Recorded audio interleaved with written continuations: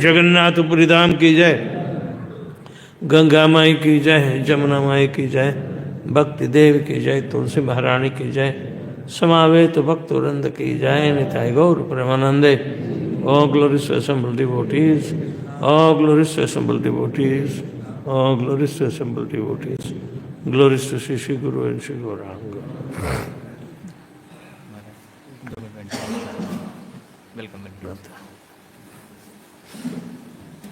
हरे कृष्णा हरे कृष्णा। हैं आज हमारे बीच उपस्थित हैं वेदव्यास प्रिया स्वामी महाराज। काफी भक्त जो हैं महाराज जी को पहली बार श्रवण कर रहे हैं, तो मैं संक्षिप्त महाराज जी का एक इंट्रोडक्शन देना चाहूँगा। भागवतम में हम सुनते हैं भगवद्गीता भागवता तीर्थभूता स्वयं तीर्थी गुरुवंती तीर्थान स्वांतस्ते ने प्रदान। तो जो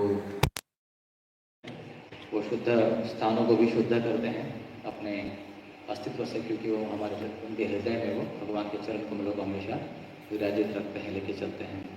तो हमारा परम सौभाग्य है महाराज जी यहाँ पर आए हैं और कानपुर में 10 साल पहले महाराज जी यहाँ पर थे टेम्पल ओपनिंग के समय में। महाराज जी का जन्म 1 अगस्त 1934 में गुजरात के कडोद में एक पारंपरिक औदिच्य ब्राह्मण परिवार में हुआ था। यह तिथि पवित्र द्वादशी के दिन मनाई जाती है। उन्हें बचपन से ही उनकी माँ ने आध्यात्मिक अभ्यासों से परिचित कराया था और आध्यात्मिक साहित्य, विशेष रूप से भगवद गीता और मानवता की भलाई के लिए उनका गहरा जुनून था। पूर्वी अफ्रीका जाने और अंततः 1971 में संयुक्त राज्य अमेरिका में बसने के बाद उन्होंने अपनी आध्यात्मिक यात्रा और गहरा किया। अमेरिका पहुंचने के बाद कुछ समय बाद ही उन्होंने उनकी दिव्य कृपा प्राप्त ऐसी भक्तिवेदांत स्वामी श्रील प्रभुपाद के भक्तों से मुलाकात हुई, जिससे उनमें कृष्ण चेतना की शिक्षाओं का साझा करने के प्रति समर्पण की भावना जागृत हुई थी तथा साथ ही उन्होंने एक शोध जैव रसायन के रूप में अपना करियर भी बनाया। परम पूज्य वेदव्यास प्रिया स्वामी महाराज सामुदायिक सेवा के लिए समर्पित अधिवक्ता है। इस्कॉन के भीतर सेवा संयुक्त राज्य अमेरिका से शुरू करके उन्होंने श्री नाथ जी देवता की पूजा की स्थापना करके भारतीय भक्तों को, विशेष रूप से गुजराती समुदाय को और इस्कॉन के बीच संबंधों को मजबूत करने की, विविध सांस्कृतिक पृष्ठभूमि के बीच एकता को बढ़ावा देने के लिए काम किया है। अपनी प्रशासनिक भूमिकाओं के अलावा, जैसे कि क्वींस मंदिर के अध्यक्ष और बाद में न्यू वृंदावन में भारतीय समुदाय सेवाओं के निर्देशक के रूप में सेवा करते हुए उन्होंने वैदिक शिक्षाओं के बारे में जागरूकता बढ़ाई और आध्यात्मिक विकास को बढ़ावा दिया। श्रील प्रभुपाद जी के निर्देशानुसार अपना ध्यान भारत की ओर केंद्रित करते हुए वे उपदेशों और व्यक्तिगत उदाहरणों के माध्यम से भक्तों को प्रेरित और मार्गदर्शित करते रहे। पश्चिमी दुनिया में श्री नाथ जी गोपाल देवता की पूजा स्थापित करने की यात्रा का पता 1978 में वेदव्यास स्वामी के दर्शन से लगाया जा सकता है। यह दर्शन गुजराती सामुदायिक की आकांक्षाओं और इस्कॉन के आजीवन सदस्यों के समर्थन से प्रेरित था। श्री नाथ जी के गहरे ऐतिहासिक और भक्ति महत्व को पहचानते हुए, जिन्हें श्री माधवेंद्र पुरी ने सुरक्षा के लिए छुपाने के बाद प्रकट किया था, स्वामी ने इस प्रिय देवताओं को न्यूयॉर्क लाने की मांग की। गवर्निंग बॉडी कमीशन GBC ने उनकी योजनाओं को मंजूरी दे दी, जिसके परिणाम स्वरूप भक्त महेश्वर दास द्वारा बनाए गए भगवान की स्थापना की गई। भगवान को शुरू से 55वें स्ट्रीट में मंदिर में स्थापित किया गया था, लेकिन पूजा अर्चना में बाधा उत्पन्न हुई। मंदिर की बिक्री और उसके बाद कई पूजा केंद्रों की स्थापना की और कदम बढ़ाते सहित कई चुनौतियाँ थीं। हालांकि वेदव्यास प्रिया स्वामी महाराज और उनके समुदाय के दृढ़ संकल्प ने अंततः जीत हासिल की। इसकी परिणति 1983 में न्यू वृंदावन में श्रीनाथ जी की सफल स्थापना के रूप में हुई, जिसने एक जीवंत आध्यात्मिक विरासत को बढ़ावा दिया जो दुनिया भर के भक्तों को प्रेरित करती है। जब परम पूज्य तमाल कृष्ण स्वामी महाराज के दो शिष्यों ने अपने आध्यात्मिक परम गुरु तब पूज्य तमाल कृष्ण गोस्वामी को भेंट स्वरूप सिगाटिको फिजी में एक भव्य मंदिर बनाने की इच्छा व्यक्त की, तो परम पूज्य वेदव्यास स्वामी महाराज ने परियोजना समन्वयक की भूमिका निभाई। उन्होंने मंदिर के सभी चरणों में सहायता की। डिजाइन और निर्माण की प्रक्रिया की देखरेख के लिए उन्होंने व्यक्तिगत रूप से सिगाटोका में महीनों बिताए। वेदव्यास क्रिया स्वामी महाराज गोवर्धन में कुसुम सरोवर के मूड को जगाने के लिए मंदिर की बनावट तैयारी की। उन्होंने श्रीमद् भागवतम से प्रेरित अद्भुत डायरमा बनाने के लिए भारत में कुशल कलाकारों की भी व्यवस्था की, विशेष रूप से श्री श्री राधा दामोदर और भगवान रामचंद्र की लीलाओं के दर्शाते हुए। ये प्रदर्शन स्थानीय समुदाय, दुनिया भर के भक्तों और यहाँ तक कि समुद्र तटीय रिजॉर्ट शहर में आने वाले पर्यटकों को भी आकर्षित करते रहेंगे।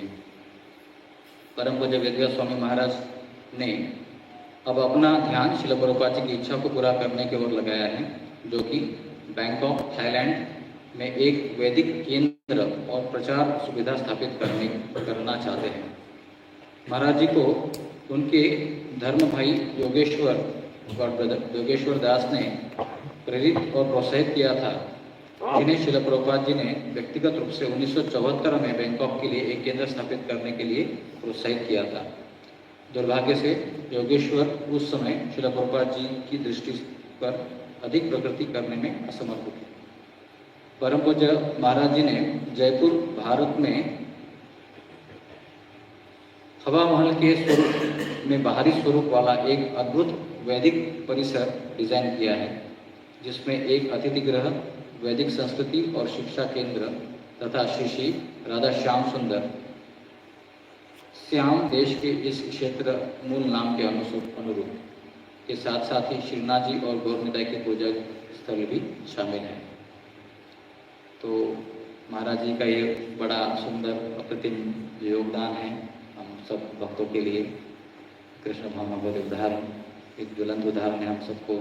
महाराज जी की आयु 80 ईयर्स है और महाराज अभी भी सब यात्राएं कर रहे हैं, हम सबको प्रेरित कर रहे हैं उनके उत्साहपूर्ण कृष्ण भावना के लिए और उनके सुमधुर कीर्तन जो हमको एब्जॉर्व करते हैं, इसलिए हम बहुत कृतज्ञ हैं महाराज जी यहाँ पर आए हैं। तो महाराज जी का हम स्वागत करते हैं हृदय से। एक बार हरे कृष्ण महामंत्र बोलिए। हरे कृष्णा कृष्णा कृष्णा हरे हरे, हरे राम राम राम हरे हरे। परम पूज्य वेदव्यास स्वामी महाराज की जय, श्रील प्रभुपाद की जय।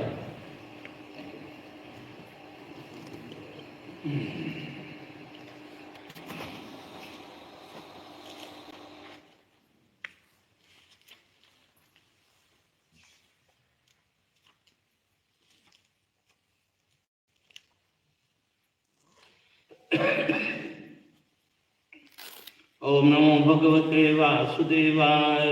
ओम नमो भगवते वासुदेवाय। ओम नमो भगवते वासुदेवाय।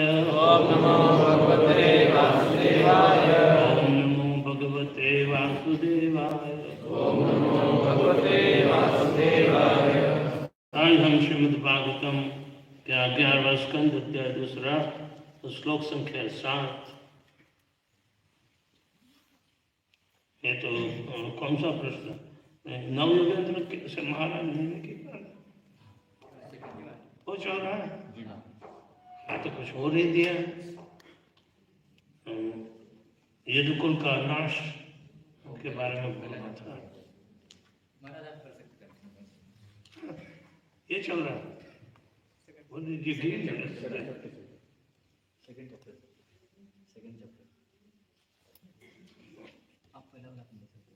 That's right.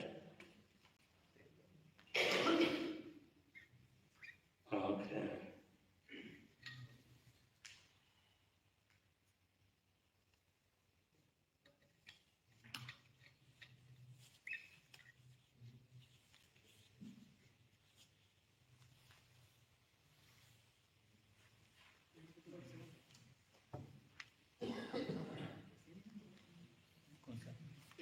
11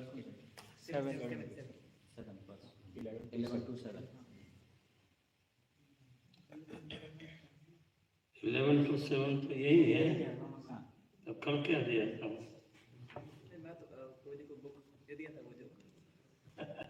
नंबर नहीं बताया वो बताया था 11.2। All right. Some other chapter was there. Anyway, क्या यदुकुल का नाश करने की भगवान तैयारी कर रहा है ना, वो चैप्टर था। इसके पहले बात। ओके।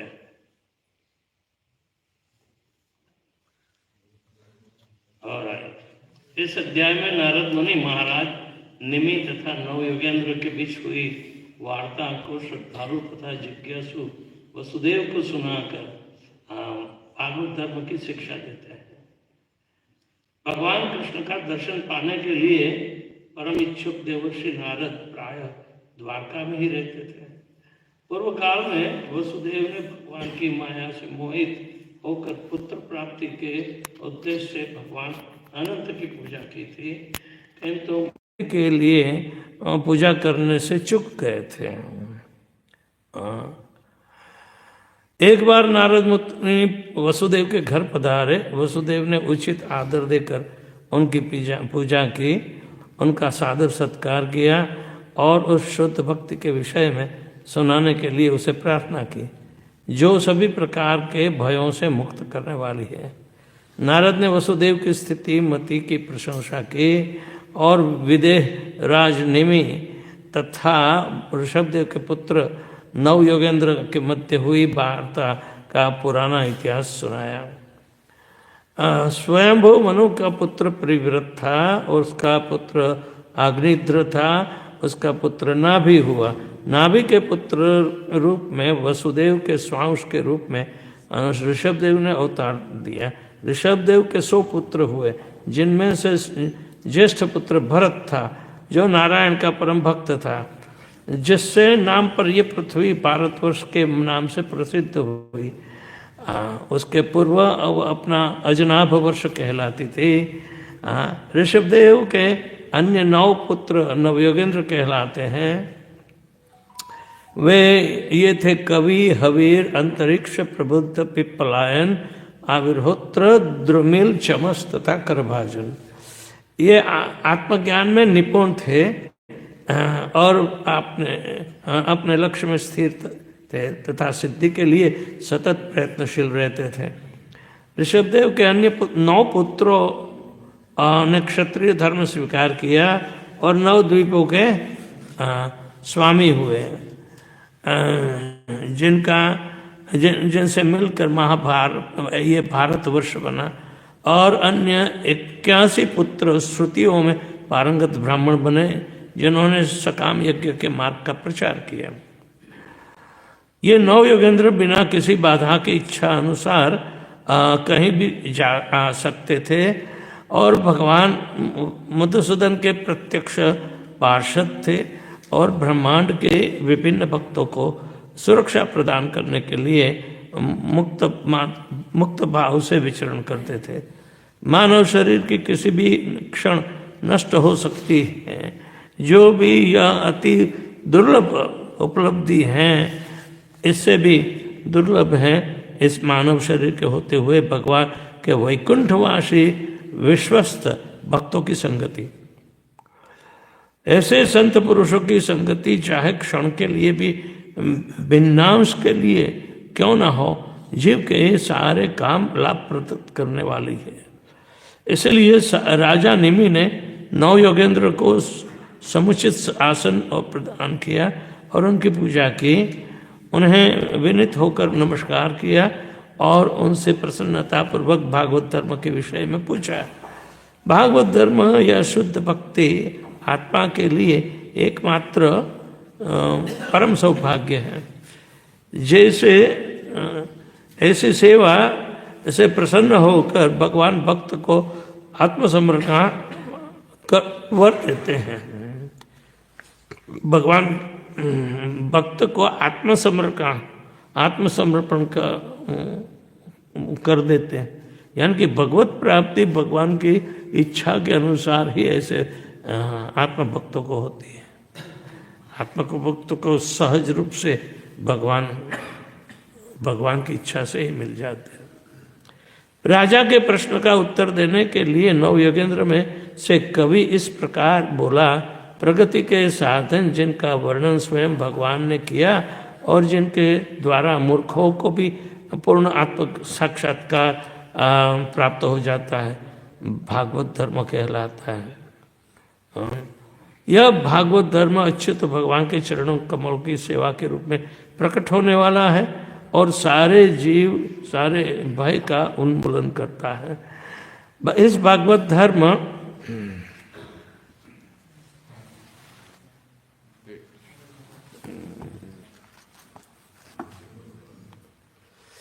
ओके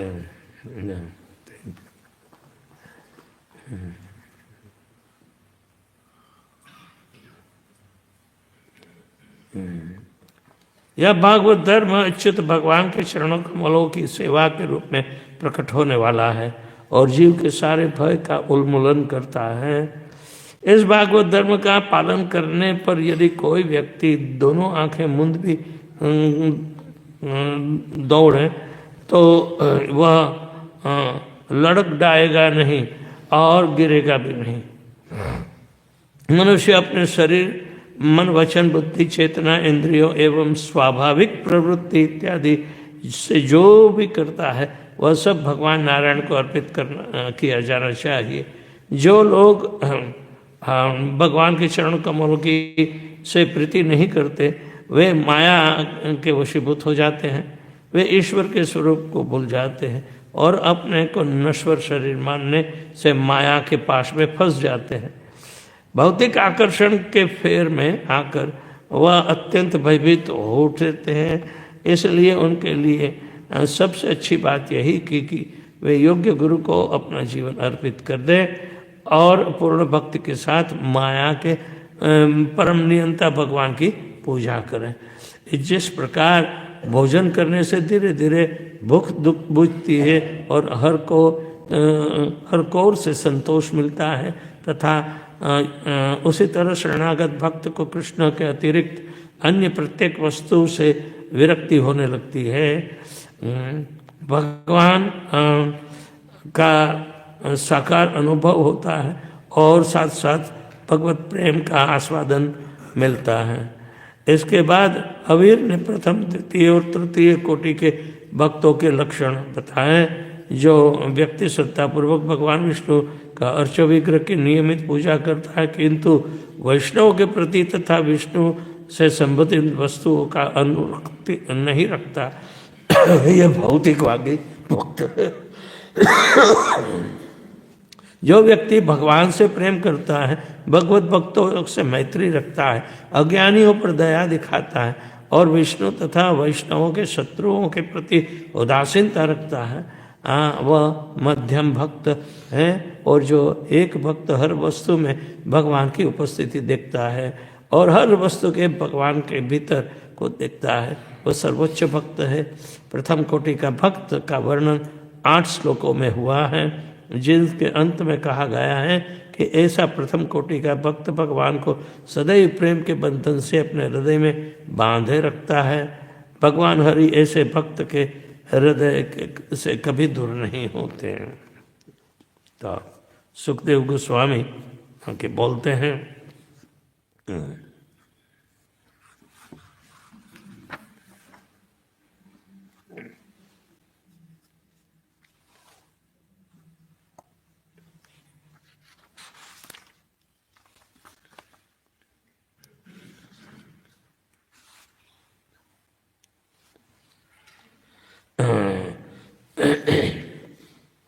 ये श्री वसुदेव उवाच, वसुदेव ने आगे कहा है, ब्रह्मंस्तथापि पृच्छामो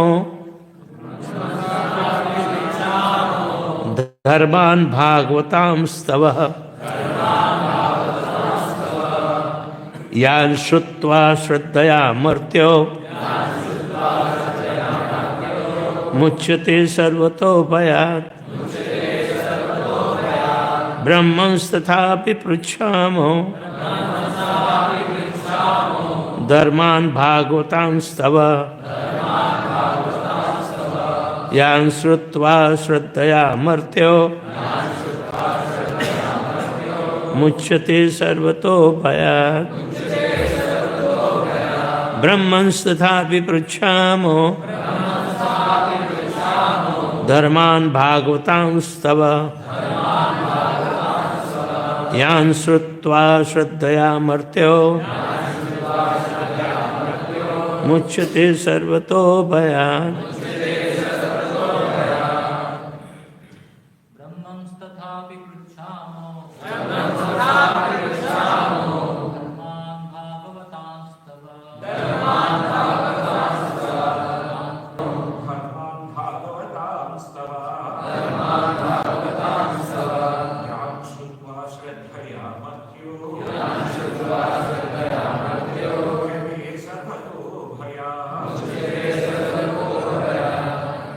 ब्रह्मंस्तथापि पृच्छामो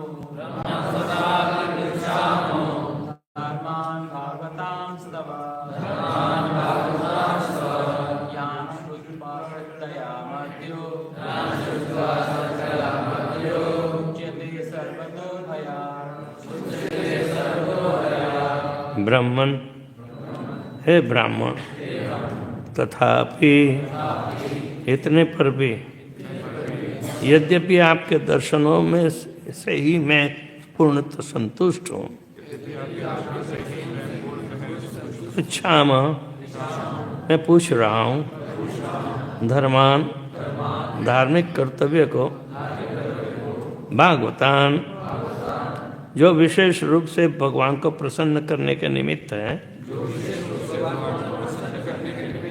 तब तुमसे यान जिन्हें श्रुत्वा सुनकर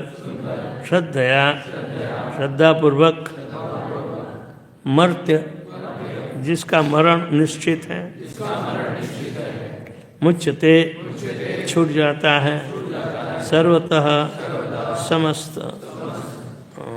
भयात भय से। अनुवाद और तात्पर्य से श्रीमदेसी भक्तिवेदांत स्वामी श्रील प्रभुपाद के द्वारा। हे ब्राह्मण, यथापि मैं आपके दर्शन मात्र से संतुष्ट हूँ, तो भी आपसे मैं उन कर्तव्य के विषय में पूछना चाहता हूँ जो भगवान को आनंद प्रदान करने वाले हैं। जो भी मर्त्य प्राणी उनके विषय में श्रद्धापूर्वक श्रवण करता है, वह समस्त प्रकार के भय से मुक्त हो जाता है। श्रील जीव गोस्वामी के अनुसार नारद मुनि वसुदेव को उपदेश देने में हिचकिचा रहे होंगे, क्योंकि कृष्ण के पिता होने से वे वसुदेव के उच्च पद या सहज आदर कर रहे थे। नारद ने सोचा होगा कि वसुदेव पहले से ही कृष्ण भावना में दक्ष हैं, अतः उन्हें भक्ति की विधि का उपदेश देने की आवश्यकता नहीं। इसलिए नारद की संभावित हिचक को माफ कर ही वसुदेव ने नारद से कृष्ण भक्ति के विषय में उपदेश देने का विशेष अनुरोध किया। वह शुद्ध भक्त का लक्षण है। कृष्ण का शुद्ध भक्त कभी भी अपने को उच्च नहीं मानता, अपितु वह विनीत भाव से अनुभव करता है कि उनकी भक्ति अत्यंत अपूर्ण है, किंतु किस तरह भगवान कृष्ण को अपनी अहेतुकी कृपावश ऐसी अपूर्ण सेवा को स्वीकार कर रहे हैं, इस संबंध में श्री चैतन्य महाप्रभु ने शिक्षाष्टक 3 श्लोक में कहा है कि तृणादपि सुनिचेन तरोरपि सहिष्णुना अमानी न मानदी न कीर्तनीय सदा हरे।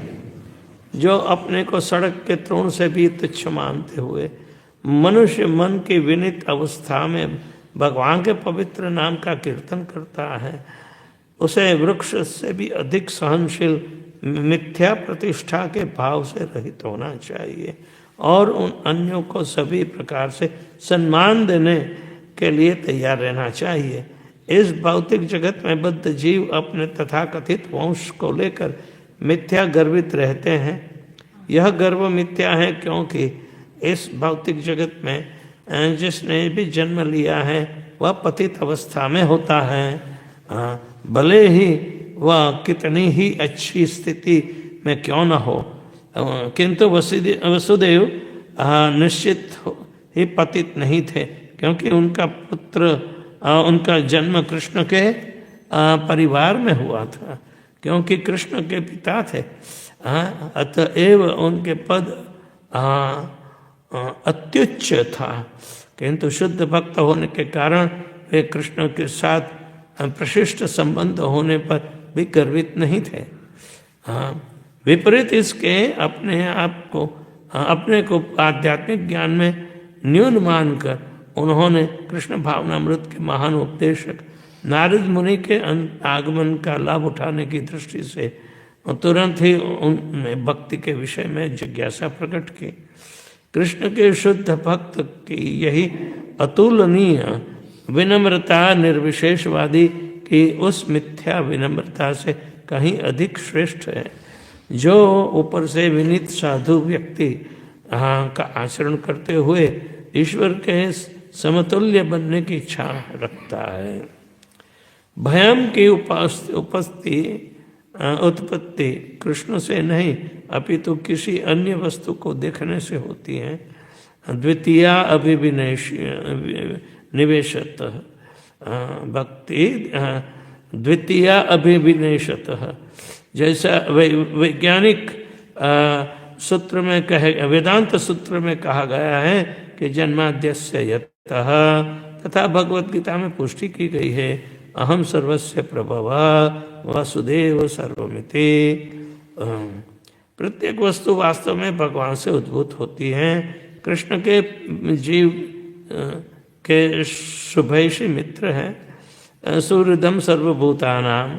यदि जीव भगवान की आज्ञा का उल्लंघन करने का दिग्भ्रमित प्रयास छोड़ देता है तो और भगवान की शरण ग्रहण कर लेता है, निसंदेह उसे कृष्ण के साथ अपने नित्य संबंध का दृढ़ विश्वास हो जाता है। शरणागत व्यक्ति वास्तव में अनुभव करता है कि कृष्ण उसके शुभैषी मित्र हैं, और क्योंकि वह मित्र सारे जगत का परम नियंता होता है, अतएव भय का कोई कारण नहीं रहता। धनी पुरुष का पुत्र अपने पिता की जागीर में दौरा करते समय आश्वस्त रहता है कि इसी तरह अधिकार प्रदत्त सरकारी प्रतिनिधि अपने कर्तव्य को संपन्न करने में आश्वस्त रहता है।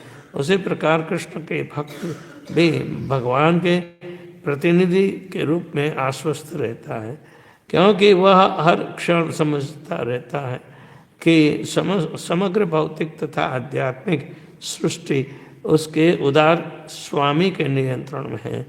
किंतु अभक्त व्यक्ति कृष्ण के पद को नहीं मानता और वह उसे कृष्ण से भिन्न रूप में कल्पना करता है। उदाहरणार्थ, यदि सरकारी सेवक सोचता है कि कोई ऐसी खतरनाक अड़चन आन पड़ती है जिससे सरकारी शक्ति से वश में नहीं किया जा सकता, तो भयभीत हो उठता है। या कोई बच्चा यह सोचता है कि जैसे भी कोई व्यक्ति शक्ति है जिसे उसका पिता नहीं दबा सकता, तो यह भयभीत हो उठता है, हो जाता है। इसी तरह क्योंकि हम कृत्रिम रूप से यह सोचते हैं कि इस जगत में कुछ बातें ऐसी हैं जो शुभेच्छु भगवान के पूर्ण नियंत्रण में नहीं है, हम भयभीत हो उठते हैं। द्वितीय वस्तु के कृष्ण के अतिरिक्त ऐसी धारणा द्वितीय अभिविनेश कहलाती है, जो तुरंत ही भयम का वातावरण उत्पन्न कर देती है। कृष्ण अभयंकर कहलाते हैं, जिसके वे अपने भक्त के हृदय के भय को विनष्ट कर देते हैं। कभी कभी अनेक वर्षों तक निर्विशेषवादी चिंतन तथा भौतिकवादी जीवन के भोग के पश्चात किंग कर्तव्य विमूढ़ हुए तथा कथित विद्वान भयभीत तथा चिंतातुर हो उठते हैं। श्री भक्ति सिद्धांत सरस्वती ऐसे विचलित दार्शनिकों की तुलना छांदोग्य गीत से करते हैं। ऐसे चिंतन की कामना करते हुए दुर्भाग्य से काल्पनिक मोह और निर्विशेष शून्य की शरण लेने का प्रयास करते हैं। किंतु भागवत के 10वें स्कंद के 2 अध्याय और 32वें श्लोक में कहा गया है कि आरोहि कृच्छेन परम तत पतंत्योधत अनादत युष्मतंग्रह। क्यों ऐसे अपने नित्य संबंधों को नकारने की अपनी मूल त्रुटियां को ठीक नहीं कर पाए गणंत मुक्ति से नीचे गिरकर भयभीत अवस्था में रहते हैं। किंतु वसुदेव कृष्ण की भक्ति के विषय में अधिकातुक सुनने से के लिए खुले तौर पर उत्सुक है। इसलिए कहते हैं कि यान श्रुत्वा श्रद्धया मार्त्यो मुच्यते सर्वतो भयात्। कृष्ण की शुद्ध भक्ति के विषय में केवल श्रवण करने से बद्ध जीव सभी प्रकार के भय से मुक्त हो सकता है और यह दिव्य स्वतंत्रता निश्चय ही नित्य है। मनोविष्टम स्थापितम जैन भूतले स्वयं रूप गदा मह्यम ददाति स्वपदांतिकम वंदेहम श्रीगुरु श्रीयुतापदकमलम श्रीगुरुन् वैष्णवांश्च श्रीरूपम साग्रजातम सहगण रघुनाथान्वितं सजीवम् साद्वैतं सावधादा कृष्णपादान् सहगना ललिता श्रीविशाखान्वितांश्च। हे कृष्ण करुणा सिंधु दीनबंधो कांचन गौरांगी राधे वृंदा प्रणमामि हरिप्रिये वाञ्छाकल्पतरुभ्यश्च ब्रह्मंस्तथापि पृच्छामो धर्मान् भागवतांस्तव यान् श्रुत्वा श्रद्धया मर्त्यमुच्यते सर्वतो भयात्। हे ब्राह्मण, यदि मैं आपके दर्शन मात्र से संतुष्ट हूँ तो भी आपसे उन कर्तव्यों के विषय में पूछना चाहता हूँ जो भगवान को आनंद प्रदान करने वाले हैं। जो भी मर्त्य प्राणी इनके विषय में श्रद्धापूर्वक श्रवण करता है तो समस्त प्रकार के भय से मुक्त हो जाता है।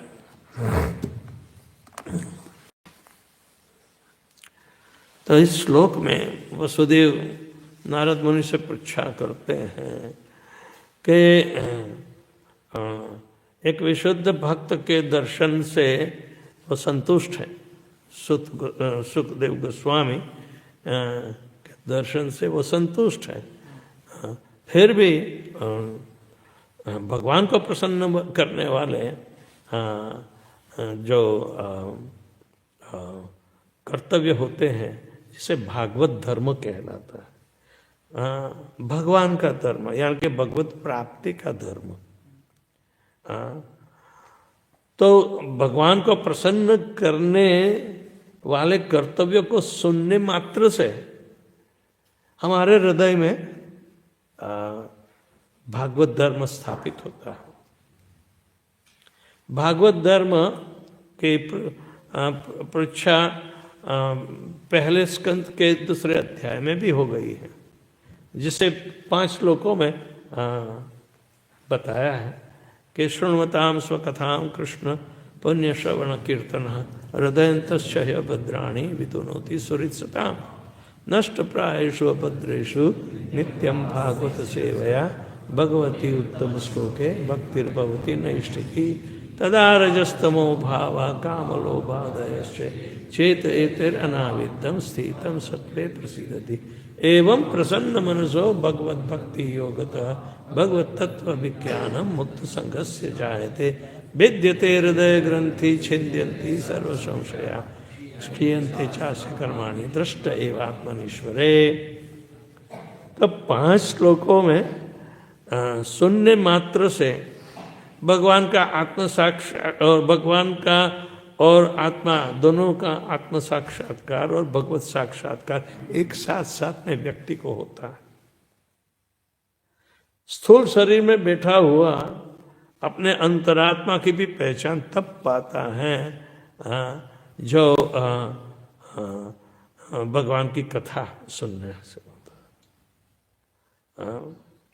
सुनने मात्र का बहुत बड़ा प्रयोजन है। शुद्धिकरण तो शुरुआत कहलाती है, लेकिन आपको तीनों गुणों में से कम तमोगुण और रजोगुण से छुटकारा करवा के सत्वगुण में लाता है। सत्वगुण में जो हरि नाम करता है या सुनता है, सत्वगुण स्थिर होगा तो अवश्य उसकी प्रगति बहुत जल्दी होगी। तो उसमें तो भगवान के तत्व का परिचय होता है। सत्वगुण में हम स्थिर रहकर तो जैसे ही भगवान के तत्व का परिचय होता है तो हमारी मुक्ति हो ही जाती है। भगवान के तत्व को पकड़ रखने वाले तत्वविद कहलाते हैं। गुरु तत्वविद होता है, वो भगवान के तत्व को हमेशा पकड़ के रहता है। ऐसे व्यक्ति के पास भगवान स्वयं कहते हैं कि हमें जाने की आवश्यकता होती है।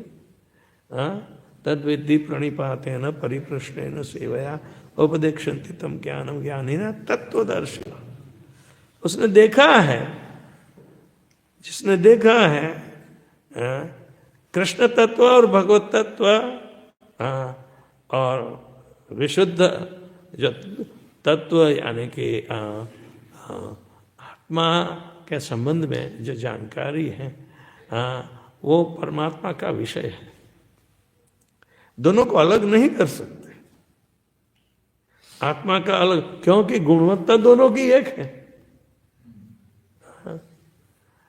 तो आत्म तत्व और परमात्मा तत्व कोई अलग से ढूंढ नहीं सकता। दोनों साथ साथ में परिचय कराने वाला ये प्रयोग है, जिसे भागवत धर्म कहते हैं। क्योंकि भगवान का परिचय करना है और भगवान के अंश का भी तो परिचय करना होता है। हम भगवान के अंश हैं, ये जड़ शरीर हमें मानने देगा कभी? है? कभी मानने नहीं देगा। अरे मैं भगवान का अंश कैसे हूँ?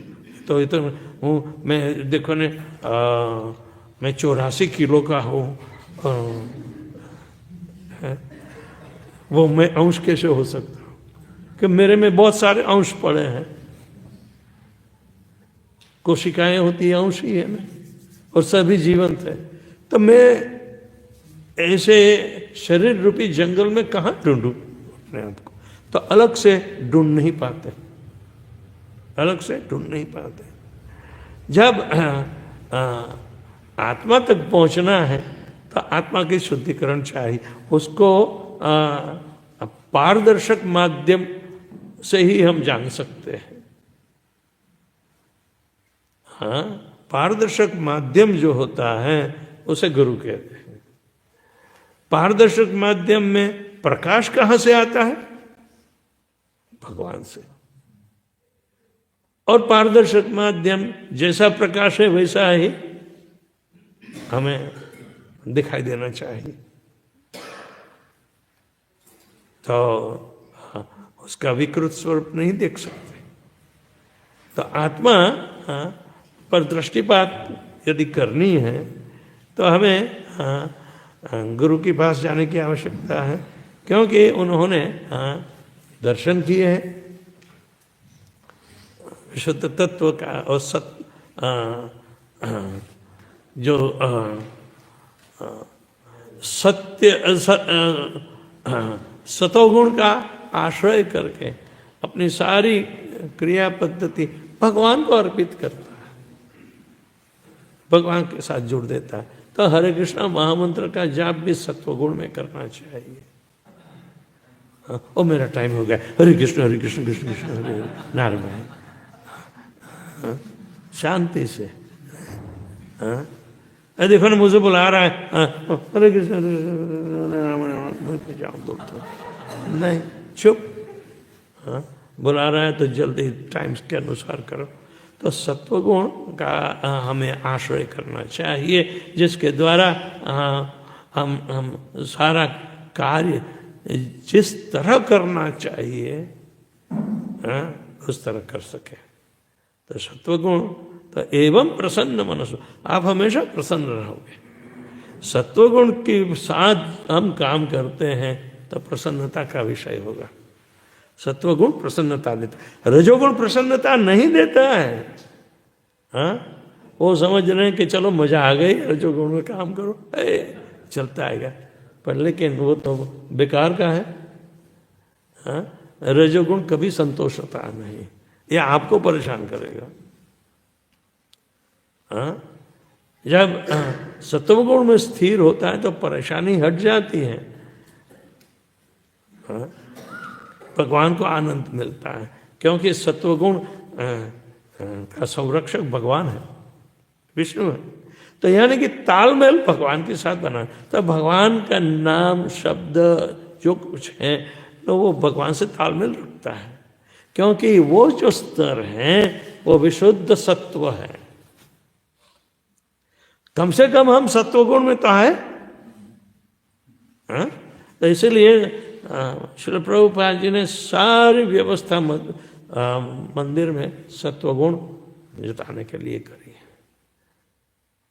मंगल मुहूर्त में उठकर भगवान से मंगल आरती करें तो सत्वगुण की सेवा, उसमें गुण प्रदान। जैसे ही सूर्योदय हुआ गया काम से, रजोगुण चालू हो जाएगा। तो जो कुछ अपना निजी निदध्यासन जिसे कहते हैं, निजी सेवा करनी, तो सत्वगुण में ही करनी चाहिए। हाँ, 16 माला खत्म हो जाती है सूर्योदय से पहले, वो नाप तोल रखो। हाँ, तो स्थितम सत्वे प्रसिद्धति, आपको प्रसन्नता होगी। हाँ, और जल्दी उठना पड़ता है, ये करना पड़ता है, ये करना पड़ता है।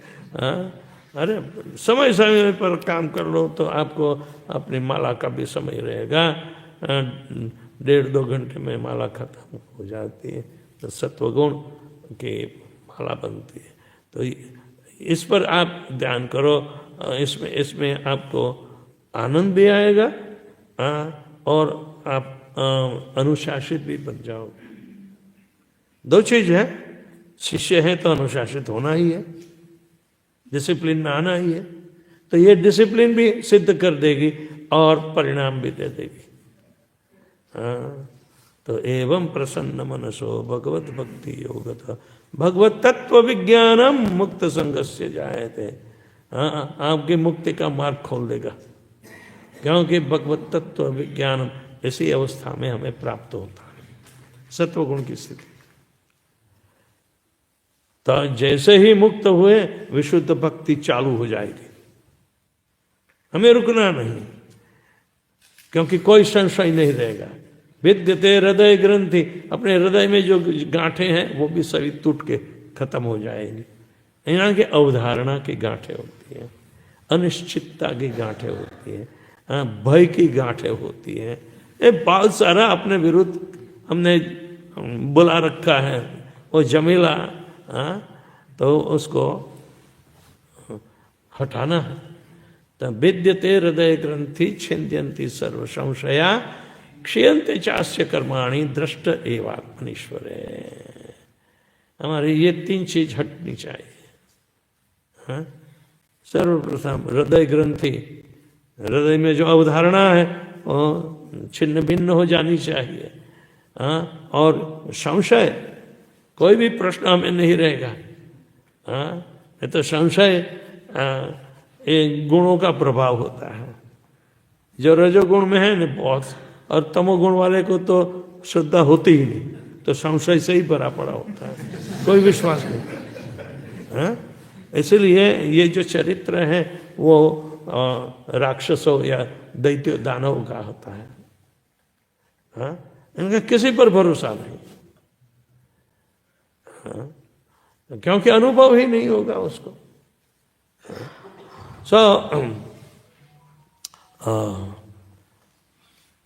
हृदय ग्रंथि छिन्न भिन्न हो जाती है, सारे संशय मिट जाते हैं और आप कर्म करते हैं।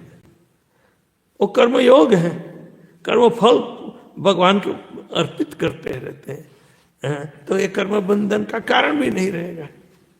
क्षीयन्ते सर्व कर्माणि, सही ना। तो आप तो मुक्ति की अवस्था है, पर लेकिन वही स्थिति में आप अपना सच्चा स्वरूप और परमात्मा का सच्चा स्वरूप दोनों की पहचान कर पाओगे। आमने सामने दृष्ट एवात्मा ईश्वर, देखना अपने आप को और ईश्वर। तो मैं क्या अपने आप को नहीं देख रहा हूं? नहीं, तुम्हारे पास आंख ही नहीं है अपने आप को देखने की।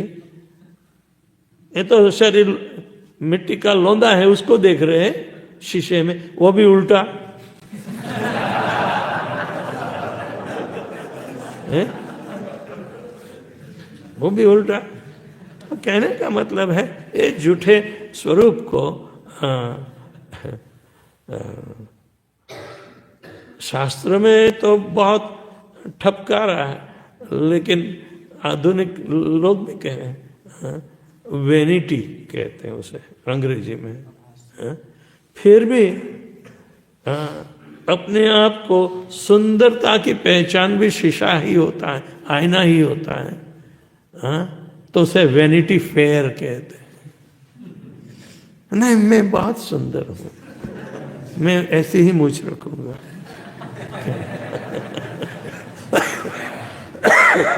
मेरी प्रतिभा, वो लंबे बाल, लावण्य केशधार, कलयुग में नियम है, सही ना। तो दृष्ट एवात्मनीश्वर है, आत्मा की पहचान आत्म साक्षात्कार और भगवत साक्षात्कार, ईश्वर हमारे नियम, इन दोनों का साथ साथ नहीं होता। इतनी नजदीक दोनों रहते हैं, पर फिर भी दूरी रखने वाली ये भौतिक 3 गुणों की माया है। इतने नजदीक भगवान रहते हैं, सबसे नजदीक में नजदीक अपने में रहने वाले हैं तो ईश्वर है। हाँ, कठोपनिषद में कहा है, पेड़ की एक ही डाल पर 2 पक्षी रूप रंग में समान बैठे हैं, लेकिन एक विह्वल है क्योंकि उसकी चोंच में फल है, और दूसरा शांत रूप से उसे देख रहा है, वो विह्वल नहीं है। हाँ? जब अपने हाथ में फल आता है तब विह्वलता पैदा होगी। देखो, ये फल को देखकर दूसरों को ईर्ष्या आएगी, मुझे मारने आएंगे और ले जाएंगे, तो उसकी चिंता होती है, अभी मैं इसका क्या करूं, मुझे 100 साल जीना है, चलो थोड़ा थोड़ा खर्चा करो, बचाओ। कोई देखे कि नहीं, मैं ताकतवर हूं, हर रोज इतना ले आऊंगा। फर्क क्या पड़ा है, भौतिक बंधन में है दोनों। हाँ, तो सादगी भरा जीवन भी अध्यात्म के लिए थोड़ा अनुकूल होगा, तो सादगी में सत्वगुण का समावेश होता है। हाँ, पर लेकिन हम लोग सादगी के बारे में क्या रजोगुण और तमोगुण की प्रवृत्ति छोड़ते हैं, इतने सीधे हैं। हम ब्रह्मचारी लोग तो सादगी में ही जीते हैं, है ना।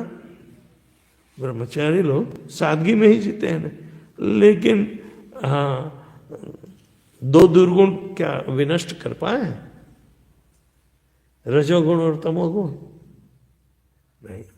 तो ध्यान इसके लिए क्या अनुशासित रहकर हमें जो जिस दिशा में आगे प्रगति करनी है उसमें करना है। वसुदेव इतने शुद्ध थे, कृष्ण भगवान को जन्म देने का और पिता होने का जो कारण निमित्त तो बनना पड़ा है, तो भगवान को ऐसे वैसे थोड़े तो पसंद करते हैं अपने पिता बनाने के लिए। वो कहते हैं क्योंकि इनका शुद्धिकरण हुआ है, आपके दर्शन मात्र से मैं ही संतुष्ट हूं, लेकिन फिर भी मैं आपसे भागवत धर्म के बारे में जानना चाहता हूं। यानी कि जो भागवत धर्म नहीं जानते हैं, तो उसके लिए भागवत धर्म में भगवान मुख्य होते हैं। उनकी प्रीति के लिए हमें सारी कार्यवाही करवानी होती है। तो इसमें काफी एक एक शब्दों का अर्थ समझाकर प्रभुपाद जी ने तात्पर्य लिखा कि जिसके द्वारा हम ठीक ढंग से समझ सके। तो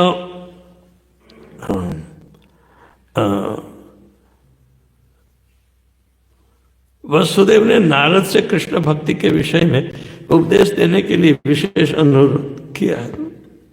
यह शुद्ध भक्त का तो लक्षण है ही, और वसुदेव शुद्ध भक्त थे। तो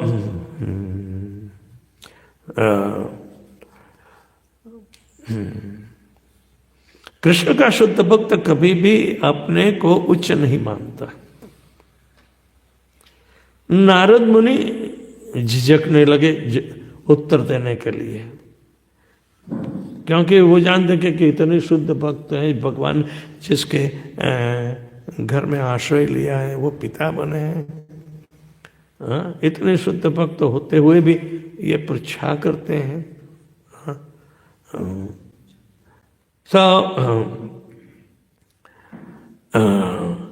शुद्ध भक्त की स्थिति हर एक को, दूसरे शुद्ध भक्त को भी प्रभावित तो करती है, लेकिन एक दूसरे का मान सम्मान में भी बनी रहती है। नारद मुनि जैसा शुद्ध भक्त और वसुदेव जैसा शुद्ध भक्त, दोनों शुद्ध भक्त हैं, लेकिन शुद्धि की जो मात्रा है, तो नारद मुनि का स्तर ऊंचा है, इसलिए वसुदेव उनसे प्रार्थना करते हैं। क्योंकि शुद्ध भक्त चरण रेणु भजन अनुकूल। भक्ति में अनुकूल और शुद्ध भक्त के चरण कमल है, पकड़ने चाहिए। तो क्या ये एक दूसरे के चरण कमल पकड़ेंगे?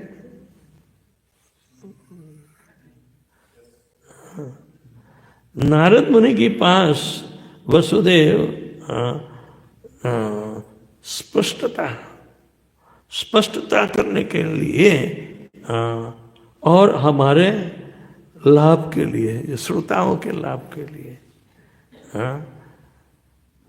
यानी कि कितना औदार्यपूर्ण इनका हृदय है कि मैं खुद के लिए प्रश्न करूं अलग बात है, मुझे खुद के लिए प्रश्न करने की आवश्यकता नहीं है, दूसरे को भी लाभान्वित करें। यानी कि भगवान की इतनी दया दयालुता सब पर विस्तारित रूप से प्राप्त हो। तो ऐसा लक्ष्य शुद्ध भक्त में होता ही है। तो नारद मुनि जैसे शुद्ध भक्त को जब ये सारी चीजें जानने की बात करते हैं, तो दूसरा बता कि ये गृहस्थी है। गृहस्थी हमेशा सोच समझकर भक्तों के आह्वान अपनी अपनी कक्षा में करता है। नारद मुनि सबसे ऊंचे हैं, तो नारद मुनि की जिम्मेदारी है कि इन प्रश्नों का यथोचित उत्तर देना है। नारद मुनि की जिम्मेदारी है। तो लेकिन वो व्यक्तिगत रूप से कि देखो ना, एक शुद्ध भक्त मुझसे पूछ रहा है, स्वयं का बहुमान होते हुए शुद्ध भक्त कभी वो पद स्वीकारता नहीं, लेकिन तृणादपि सुनिचेन भाव से वो पृच्छा भी करता है, और सामने वाला जो उच्च भक्त है वो भी उस पर अभिमान नहीं रखता, लेकिन जवाब तो देना पड़ेगा ना। तो प्रश्न और उसका उत्तर, प्रश्न भी उत्तम है और उत्तर भी उत्तम होता है, क्योंकि सर्वोत्तम भगवान के बारे में है, तो प्रश्न भी उत्तम रहना चाहिए। हाँ, ऐसा नहीं कि अरे कृष्ण तो काला क्यों? हाँ, तो आधुनिक कवि उत्तर देते हैं क्योंकि तो काली रात में पैदा हुआ है। क्या बेवकूफी है?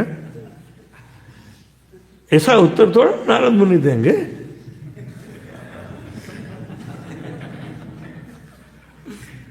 हम फिल्म के गीत को सराहते हैं, राधा क्यों गोरी और मैं क्यों काला। हमें तो शर्म आनी चाहिए, ये क्या कर रहा है? तो अपितु विनीत भाव से अनुभव करता है कि उसकी भक्ति अत्यंत अपूर्ण है, कि मैं जो पूछता हूँ मुझे तो लाभ करेगा, और मुझे यदि ये पहले कहा गया हो तो मैं भूल भी जाऊंगा।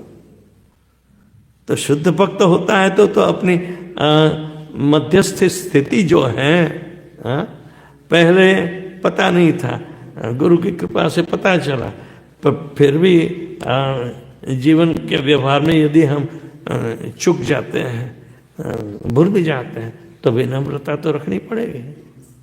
हाँ, भगवान क्या कहते हैं, मत्त स्मृति ज्ञान अपोहनम। मुझसे याददाश्त भी आती है, मुझसे बुलावा भी आता है, तो हमारी भावना कहाँ पलटी मारती है, उस पर हम क्या देख रेख रखते हैं। हाँ, हम एक शुद्ध भक्त की स्थिति में लाने का अपने को प्रयत्न करते हैं, चलो, लेकिन कई चीज़ें हमें बहुत विचलित कर देती हैं और हमारी भावना अशुद्ध हो जाती है। विचलित हुआ यानी कि हम जो भक्ति की भावना में तृणादपि सुनिचेन तरुरपि वो नहीं कर पाएंगे। कभी कभी कहता कि एक इसको भी ऐसा घुसा मार दो, याद करता रहेगा जिंदगी भर, है ना। तो ना, ये रजोगुणी स्वभाव से शुद्ध भक्ति का तो ह्रास होता है? तो नहीं, तो जैसे शुद्ध भक्त विनीत भाव से अनुभव करता है कि उसकी भक्ति अपूर्ण है, किंतु किसी तरह भगवान श्री कृष्ण अपनी अहित की कृपावश ऐसी अपूर्ण सेवा को स्वीकार कर रहे हैं। इस संबंध में चैतन्य महाप्रभु ने हमें शिक्षा दी है कि तृणादपि सुनिचेन तरुरपि स्नायु। यदि सदा कीर्तन करना है तो ये 3 अवस्था में ही करना चाहिए। तृणादपि सुनिचेन तरुरपि सहिष्णुना अमानेन मानदेन। तब वो व्यक्ति बिना अवरोध हरि कीर्तन कर सकता है, यानी कि वो भगवान का हरि कीर्तन आध्यात्मिक स्थिति में सर्वोच्च स्थान पर है, विशुद्ध सत्व से भगवान का नाम गुण रूप महिमा इत्यादि बताता है। तो नाम शुद्ध, गोलोकेर प्रेम धन, इसमें अपूर्णता कहाँ होगी? इसमें सारी शुद्धिकरण की सक्षमता है। तब भगवान के नाम पर पूर्ण विश्वास, और भगवान के कार्य, जो भक्ति के कार्य होते हैं, वो वही करने मात्र से सारी कार्य की भी फलश्रुति भक्ति में होती है। तो इसलिए कृष्णदास कविराज गोस्वामी ने चैतन्य चरितामृत में श्रद्धा की व्याख्या की है कि श्रद्धा शब्दे सुदृढ़ विश्वास कर निश्चय कृष्ण भक्ति करिले सर्व कर्म कृत हो। और सत्संग में ये शुद्ध सत्व की स्थिति तो होती है, लेकिन कपिल देव के अनुसार यही स्थिति में भगवान का बल प्राप्त होता है, भगवान की गुण गाथा। सताम प्रसंगाम मम वीर्य संविदा भवन्ति हृद कर्ण रसायन कथा तज्जोषणावम अपवर्ग वर्तमनि श्रद्धा व्रति भक्ति अनुक्रमश्यति। और यहाँ इंगित किया है कि ये जो सारी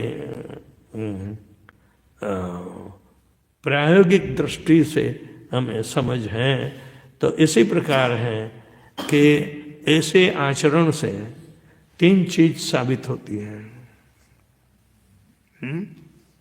ऐसे आचरण से 3 चीज, भक्ति परेशानुभव विरक्ति त्रय, एक काल पर एक ही समय पर 3 चीज प्रपद्यमानस्य क्षत आप्त तुष्टि पुष्टि च अनुग्रासम। भक्ति के ये जब भागवत धर्म का पालन करने से पहले भक्ति सिद्ध होती है, उसी समय परेशानुभव भगवान का अनुभव होता है। और तीसरा विरक्ति। तीनों 3 चीज पैदा होगी, भगवान का अनुभव, भक्ति की सिद्धि, भगवान का अनुभव और विरक्ति दुनियादारी से, ये तीनों का अनुभव। तो कैसे कि जो भूखा आदमी की नजर कहाँ होती है? खुराक पर। कहाँ मिलेगा ब्रेड बटर?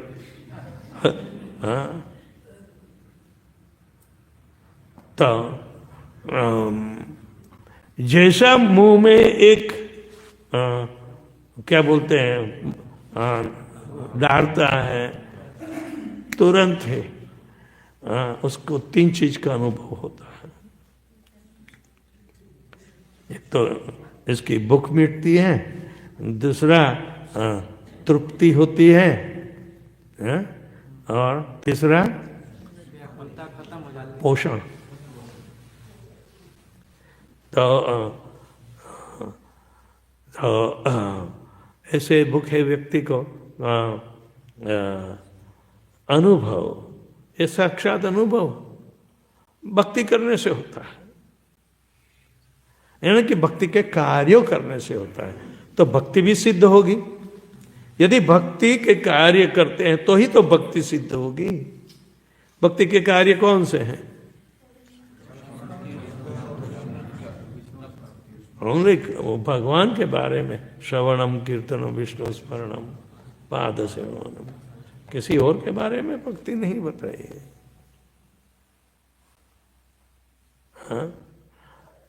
इसमें कोई भी अंग आप काम करो। तो इसी तरह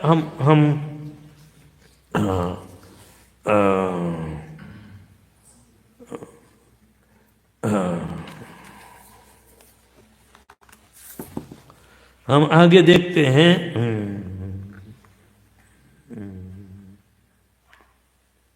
यहाँ दूसरा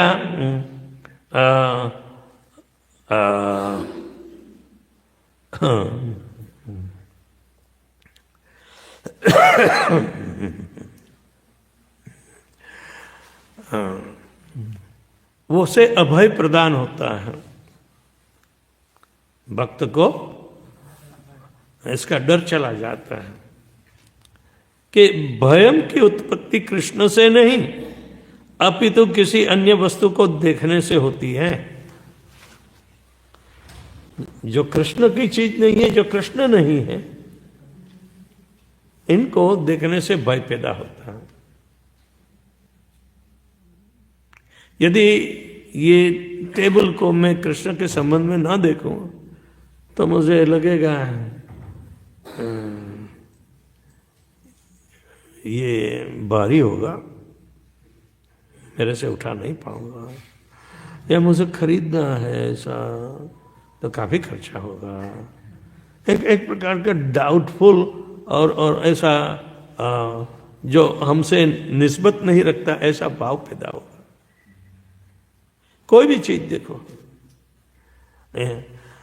एक कैमरा कितनी बार गिरा है? 1000 बार ना। भय पैदा हुआ है? भगवान का माल है भय क्यों पैदा हो रहा है? ना, भगवान की सेवा में है, उसकी संभाल अच्छी तरह से करनी चाहिए, नहीं तो डांट भी पड़ेगी। डांट पड़ेगी तो भय पैदा होगा। तो भयम द्वितीया विनेश, भगवान के अलावा दूसरी और कोई चीज पर हमारा ध्यान जाए जो भगवान के संबंध में नहीं है, तो वो हमेशा भय पैदा करेगी। तो मृत्यु भगवान का स्वरूप है, और भगवान के बारे में मृत्यु को आउकार रखते हैं, तो क्या भय पैदा होगा?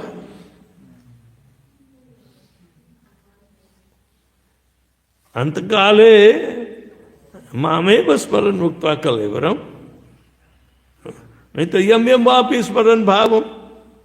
दोनों में कितना अंतर है? एक का ही स्मरण होना चाहिए मरते समय, तब मरने का भय नहीं रहेगा।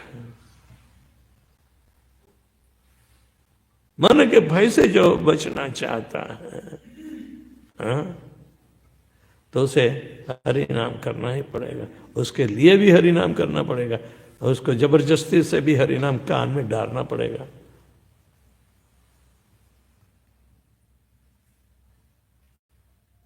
नहीं तो दूसरी चीज अभिविनेश, यानी कि उसको हम डालेंगे, यानी कि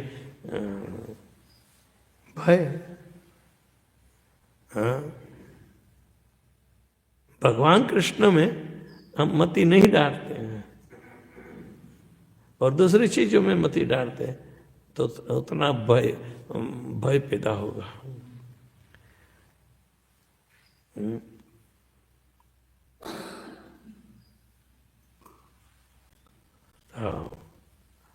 व्यक्ति को चाहिए कि निर्भय बनकर किसी पर हम आधार न रखें, एक सिर्फ कृष्ण भगवान और गुरु पर आधार रखकर हम यदि आगे बढ़ते हैं तो भय से मुक्ति हो जाएगी।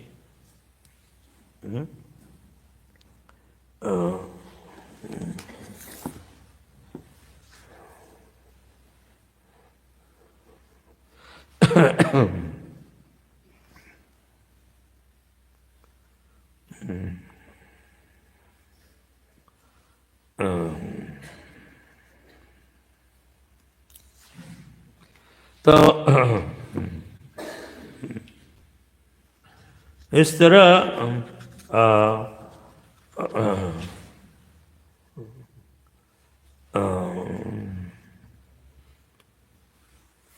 ये जो धारणा है द्वितीय अभिविनेश, वो कृष्ण के अतिरिक्त कोई भी धारणा हो तो वो भय का कारण बनी रहती है। कृष्ण अभयंकर कहलाते हैं, जिसका अर्थ है कि वे अपने भक्त के हृदय के सारे भय को विनष्ट कर देते हैं। हृदय ग्रंथि जब छूटती है तो भय पैदा होना चाहिए या आनंद होना चाहिए? आनंद होना चाहिए। हाँ, देखना, वो मेरी गांठ कट रही, वो मेरे दुख हो रहा है, गांठ कट रही, मार गोली, ये गांठ ने तो तुझे फंसा रखा है, तो गांठ तो तोड़नी ही चाहिए। हाँ, टूटने से दुख नहीं पैदा होगा। जिसको दुख पैदा होगा तो समझो एक कच्चा है, हाँ, भगवत प्राप्ति नहीं हो पाएगी। तो छांदोग्य उपनिषद में भी बद्ध गीत की कहानी आती है। तो बद्ध गीत इसी तरह बहुत चिंता करता है, और भक्ति सिद्धांत सरस्वती ठाकुर महाराज इस कहानी का माध्यम से एक चिंतक जो होता है, जो चिंता करता है, तो चिंता करने का दो अर्थ है। चिंताम अपरिमेयाम, ऐसी जिसकी कोई मर्यादा नहीं, इतनी चिंता लेकर हम बैठते हैं। जो भगवत भक्त नहीं है वो चिंता से बहुत गहरा हुआ है। तो ऐसी गहराई में वो जो चिंता करने वाला है गिद्ध जैसा, यदि भय से मुक्ति की कामना यदि करे तो दुर्भाग्य से काल्पनिक मोक्ष विमुक्त मानी की स्थिति प्राप्त करता है। काल्पनिक मोक्ष अपने आप को मुक्त हुआ मानता है।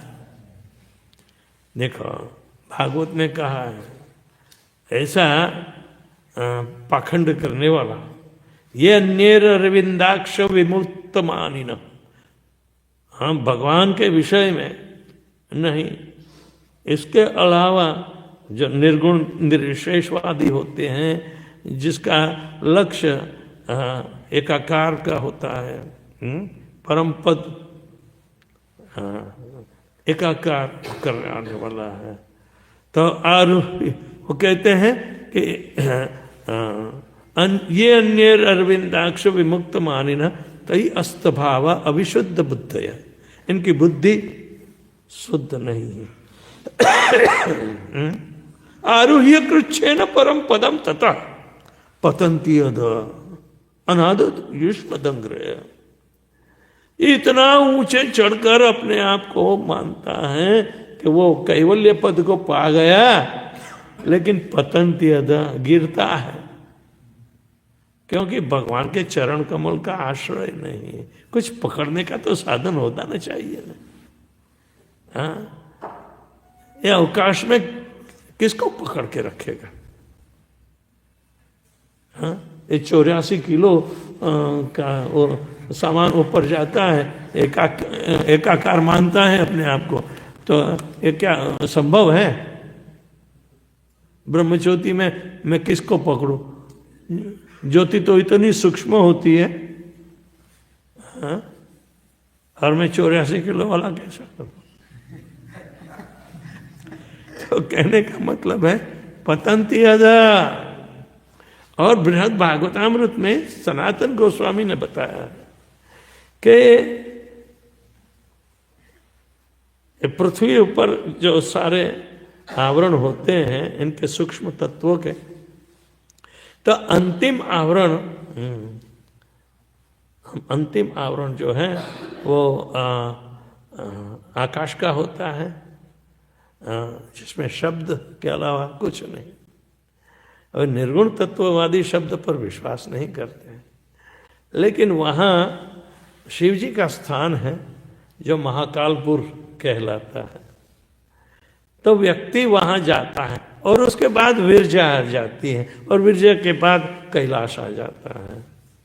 वो आध्यात्मिक स्थिति वाला है। तो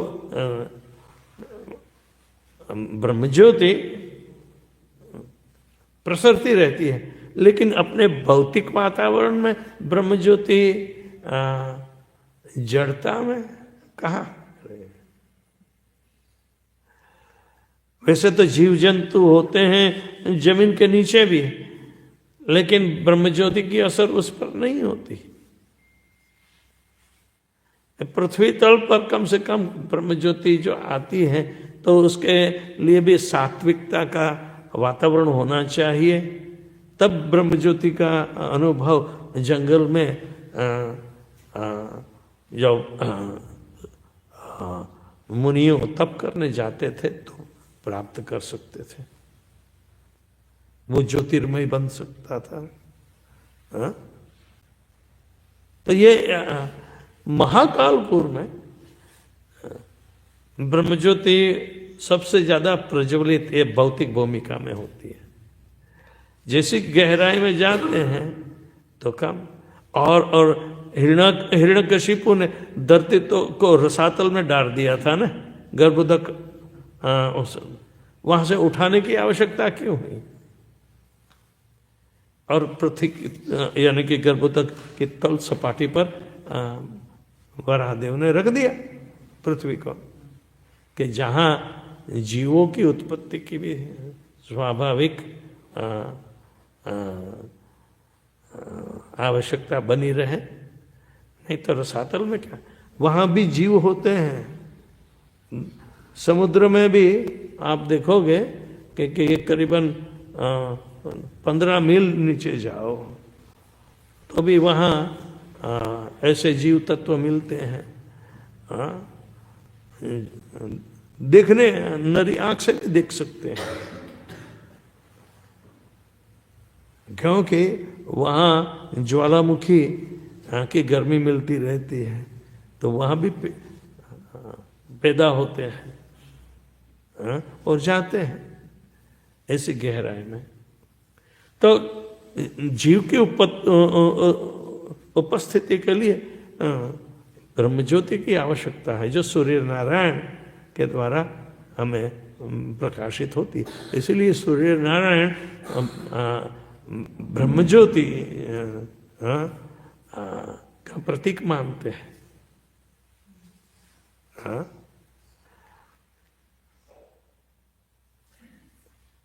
यदि सूर्य नहीं तो वहाँ जीवों की उत्पत्ति भी नहीं। लेकिन जीव तो सर्वगह कहा है, सब जगह जा सकता है। लेकिन ऊर्ध्वगामी होने के लिए ब्रह्मज्योति की उसको आवश्यकता होती है। तो यहाँ क्या हुआ, महाकालपुर में शिव जी इन लोगों को ट्रैप करते हैं, जो विमुक्त मानी समझते हैं, और महाकालपुर के कोने में इकट्ठे होते हैं वो। तो वो समझ रहे हैं कि देखो हम पहुंच गए हैं, आरूह्य कृच्छे न परम पदम ततः, जैसे परम पद मानते हैं। वहां से गिरते क्यों हैं?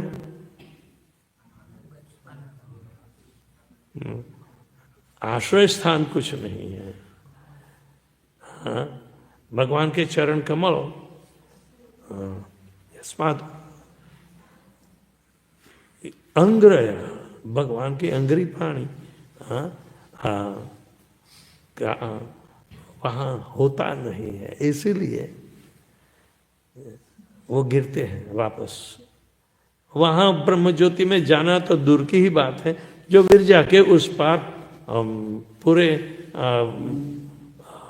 ब्रह्मज्योति के प्रकाश में डूबा हुआ आता है।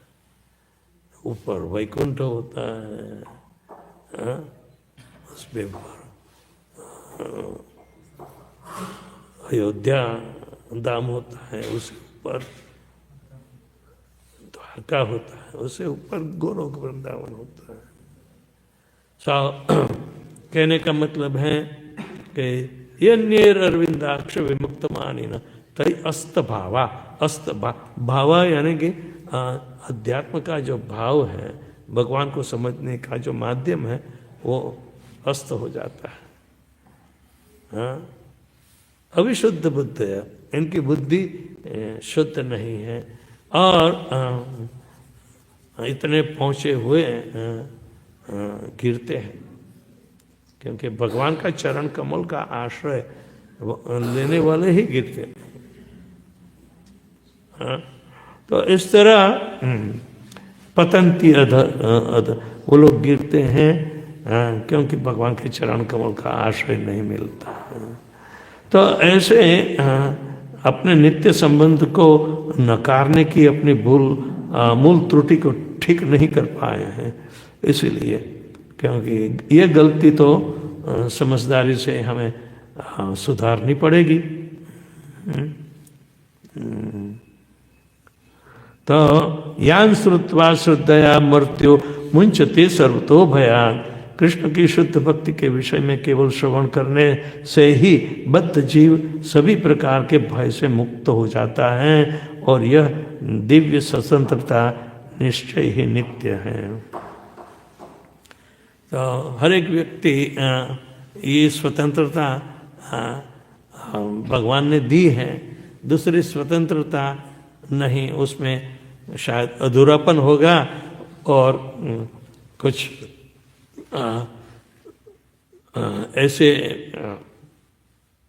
भगवान की ओर जाने वाला विकल्प नहीं है। तो ऐसे लोग गिरेंगे ही गिरेंगे। तो ये भगवत प्राप्ति का विषय है, भागवत धर्म कहलाता है। तो इसके विषय में ये मुनियों काफी बारीकाई से हमें पहचान कराते हैं। नवयोगेंद्र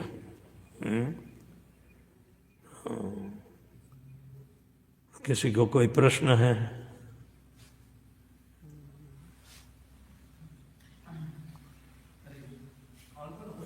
एक बाजू हाथ खड़ा होगा।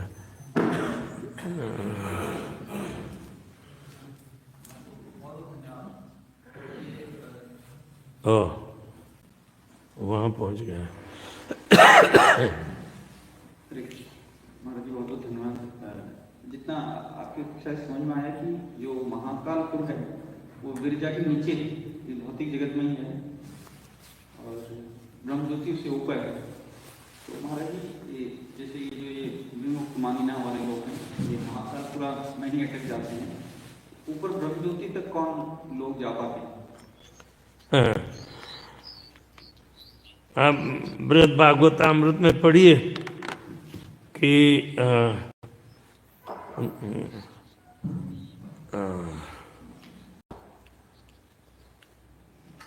अभी सुन पाऊंगा।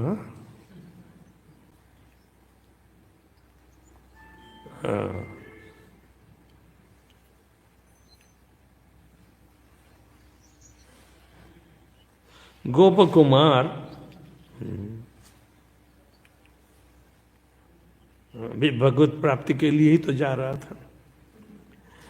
उसने ये महाकालपुर में देखा, वहाँ शिव जी हैं। शिव जी द्वारपाल रहते हैं। उसने गोप कुमार को देखा, ये हरि नाम का जप कर रहा है। वो एकदम खुश हो गए कि ये वैकुंठगामी होगा। शिव जी जानते हैं।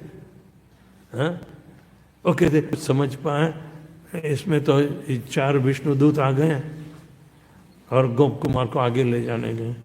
तब शिव जी के sorry, I have to stay here. द्वारपाल हैं भौतिक, और उनका आध्यात्मिक स्वरूप वैकुंठ में है जो कैलाश में होता है। हाँ, वो संकर्षण का आविर्भाव है। तो इसमें स्पष्ट बताया है कि जो निर्गुण तत्ववादी हैं, भगवान को निर्गुण मानते हैं और सिर्फ ब्रह्म ज्योति की उपासना का दावा करते हैं, लेकिन पतंती अदा, तो ये स्थिति महाकालपुर की है। तो महाकालेश्वर उज्जैन में दर्शन करो, ये महाकाल है। तो कहने का मतलब है कि किसी के पास तथ्य का आधार तो होना चाहिए। शास्त्र हमें गुरु साधु शास्त्र तीनों की मर्यादा में रहकर हमें आलोचना करनी चाहिए यदि करें तो, और या सरीखाई करनी चाहिए। आलोचना तो बाद में है, लेकिन हम सही रास्ते पर है कि नहीं उसको बताने वाला गुरु साधु शास्त्र प्रमाण होता है। यही प्रमाण को आगे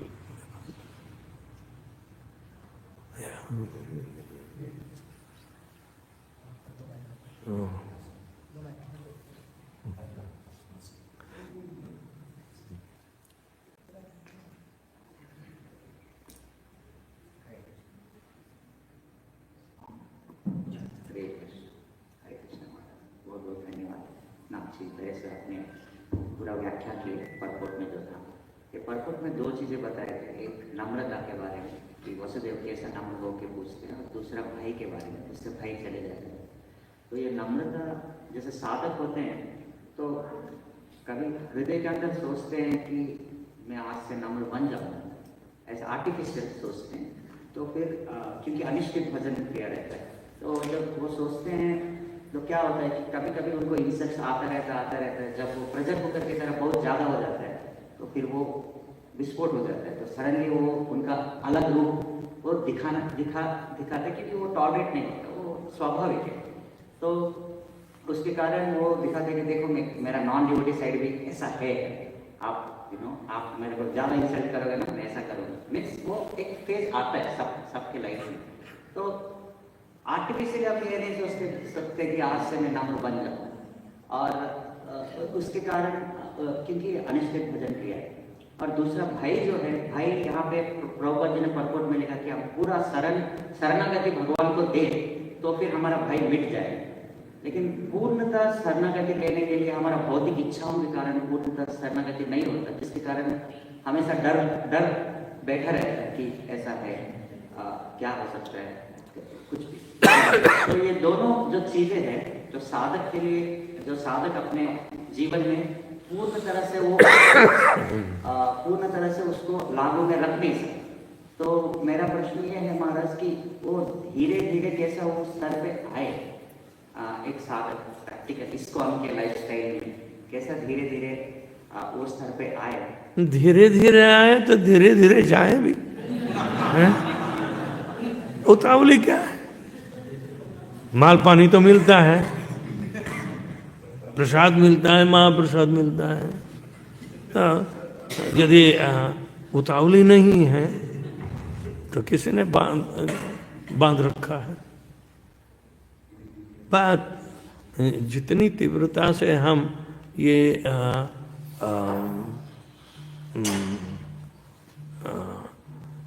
परदेसी वातावरण आत्मा का है, उसके पता चलता है, उतनी अपने मूल वातावरण में वो यदि जाना चाहता है तो वहाँ सुखी होगा।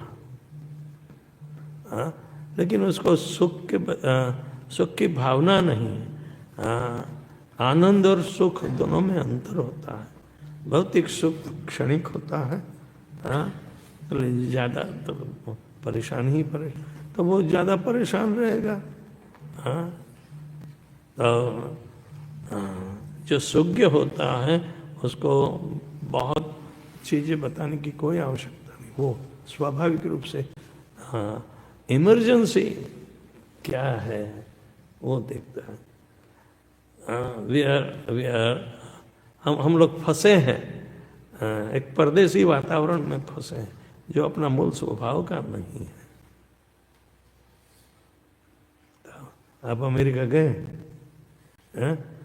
वापस आ गए, इसका मतलब है वो अपने वातावरण का नहीं है। कहीं भी जाओ तो यदि वो स्वाभाविक है, भौतिक अवस्था में भी ये विरोधाभास स्वाभाविक है, तो आध्यात्मिकता में तो कितना महत्व का होगा। तो हम ऐसे विरोधी वातावरण में फंसे हैं, उसकी इमरजेंसी हमें नहीं दिखाई देती, तो हम कैसे जल्दी प्रगति करेंगे, एक्सपेडाइट कैसे करेंगे? तो कम से कम ये संशय तो दूर होना चाहिए। संशय कौन दूर कर सकता है?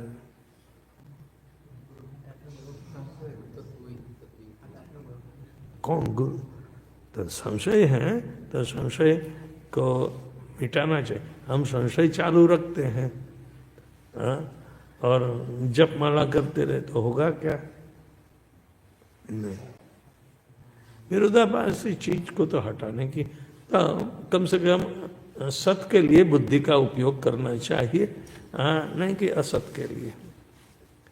मुझे असत बहुत प्यारा है, ये आइसक्रीम बहुत बढ़िया है। क्यों भगवान के यहाँ आइसक्रीम नहीं मिलेगा? मिलेगा। वहाँ तो बहुत चित्र विचित्र अपने आपके दिमाग में भी नहीं सोच पाए होंगे, ऐसे भगवान के साथ व्यवहार होता है।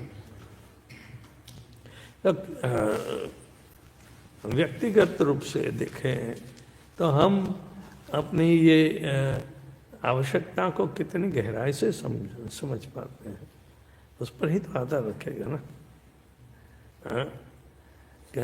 We are the architect of our own future. Right? We don't have to draw up the plans by somebody for our progress. हमें खुद अपना आर्किटेक्ट बनना पड़ेगा।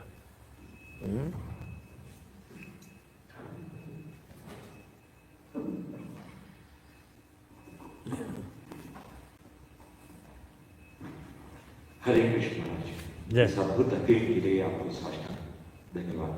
और इस दास का जो प्रश्न मार्गदर्शन के लिए है वो एक वास्तव अवस्था है।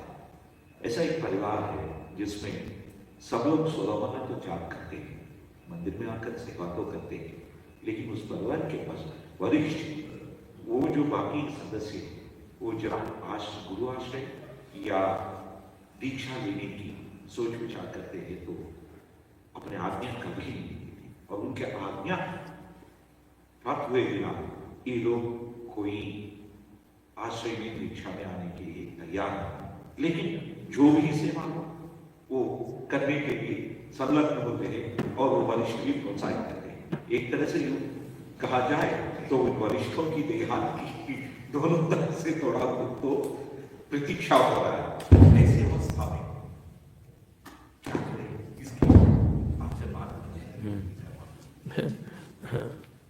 देखो, जैसे खुजली होती है ना, तो उसे संवारने से खुजली कम नहीं होती, बढ़ती है।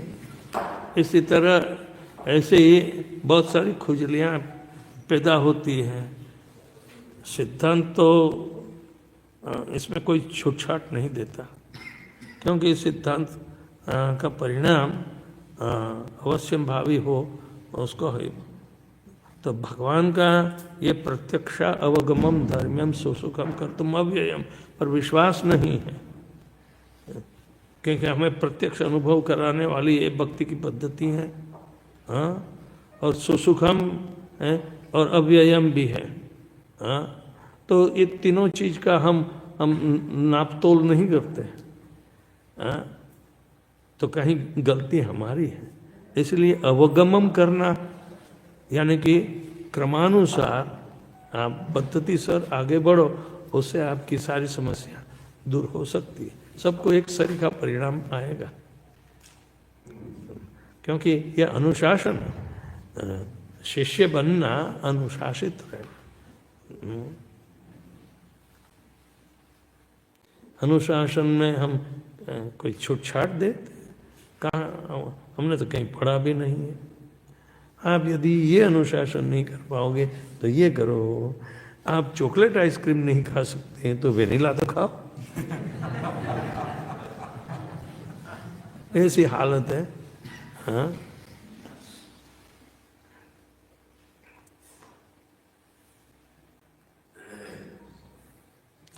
यस।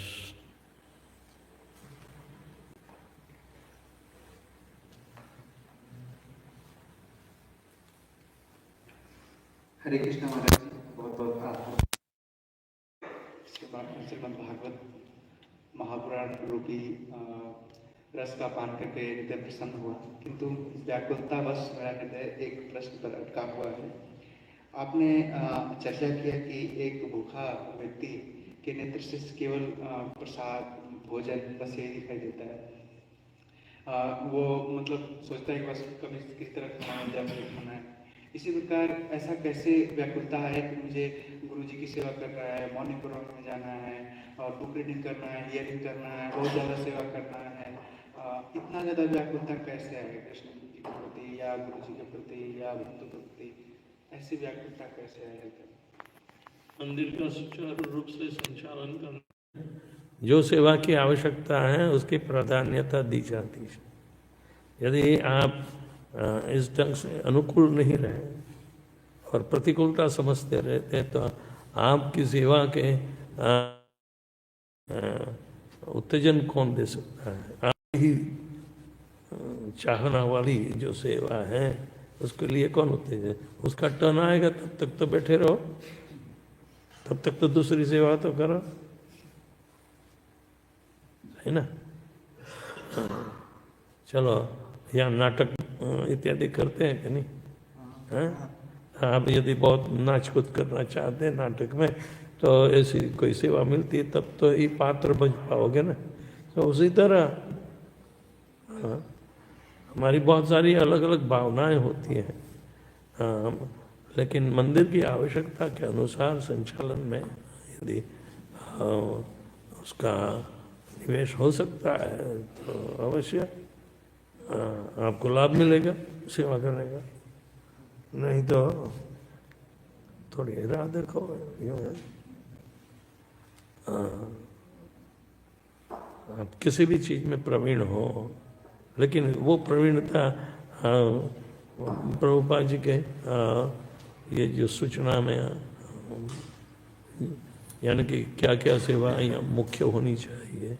आप तो कहें कि यहाँ डोल बनानी फैक्ट्री का मुझे बहुत इंटरेस्ट है, तो डोल बनाने में यहाँ कोई आवश्यकता नहीं है तो क्या करेंगे? दूसरी जगह जहाँ डोल बनता है, जाओ उज्जैन, वहाँ डोल बनाने को मिलेगा आपको, है ना? तो इसी तरह अपनी यदि प्रिय सेवाएं वो भी उपयोग में ला सकते हो, लेकिन स्थान, समय, काल और व्यक्ति की भावनाओं पर भेद रहता है।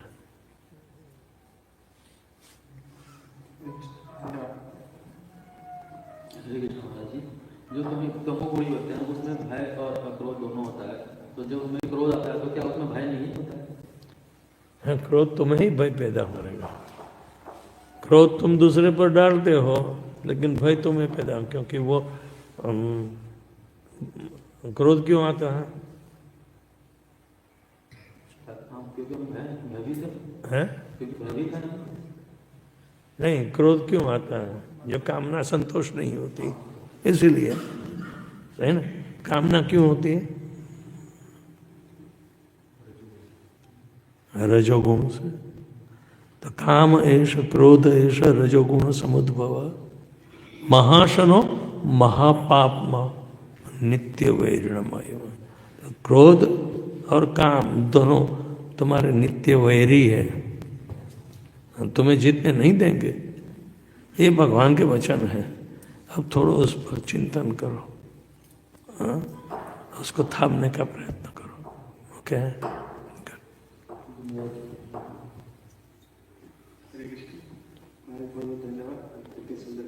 हमारा ये प्रश्न था, हमको जब सतोगुण में करना चाहिए, लेकिन हमारा मतलब मोड ही रजोगुण चलता है, और हमने सुना है कि जब करने से सतोगुण में पहुंचते हैं, तो इसको कैसे समन्वय करेंगे? जब करने से सतोगुण में पहुंचते हैं, सतोगुण में जब करना चाहिए। सत्वगुण के वातावरण में यदि जप करो तो क्या सत्वगुण का लाभ नहीं मिलेगा आपको?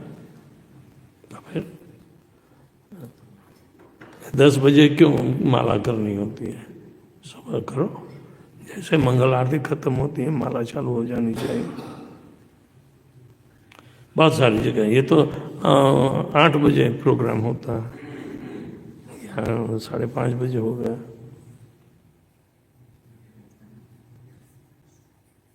ये भी सारी चीजें जब भागवत कथा का श्रवण सत्गुण से भी ऊपर होता है, गुणों से छुटकारा पाने के लिए करते हैं। हरिनाम ये भी गुणों से छुटकारा पाने का, लेकिन लाभ तो हमें सत्वगुण में होगा। तो जप यज्ञ उसी समय पर करने को कहा, नहीं तो आप बंटवारा करो गुणों का। अब तमोगुणी हो गए तो कम से कम सत्वगुणी में माला करो, अथवा थोड़ा रिस्क लेकर रजोगुणी में करो। भाई तो शाम तक माला चलती रहती है, फायदा क्या?